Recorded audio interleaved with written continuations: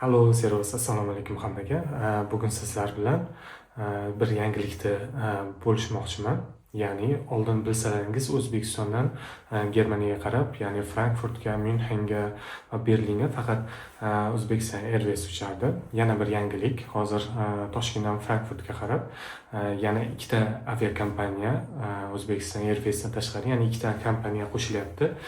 Bu Qanot Sharq bilan Centrum Air. Sal keyinroqda o'sha biletlar qanchalik darajada arzonlashganligi to'g'risida saytlarga kirib ko'rsatib o'taman sizlarga. Bilasiz, oldinlari faqat Uzbekistan Airways bor edi va biletlar 4.900 dan boshlanardi. 4.900 dan boshlanardi. Siz agar oldinroq olmaydigan bo'lsangiz, уже 5 million, 5 million 900, 6 million, 7 milliongacha chiqib ketardi. Aviakompaniyalardan ham olib, ularni solishtirib, qaysi biri arzonroq va qulayroq bo'ladigan bo'lsa, shuni olishlaringizni tavsiya berardim. Hammaga rahmat.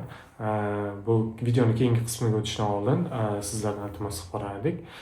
Videoga like bosing, kanalimizga obuna bo'ling va Germaniyaga qanday kelish, undagi viza jarayonlari va Germaniyadagi boshqa yangiliklar bilan sizlarni tanishtirib o'tamiz.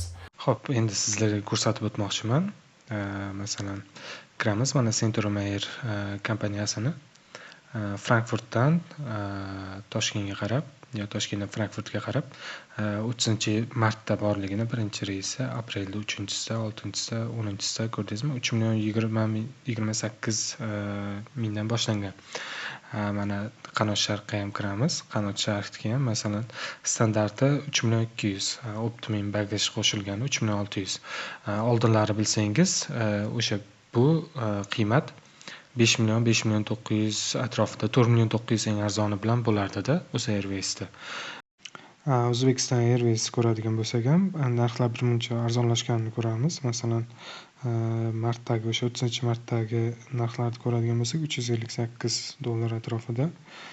Bu oldingidan ko'ra ancha arzonroq, menimcha. Shuning uchun shu yangilik bilan bo'lishim keldi.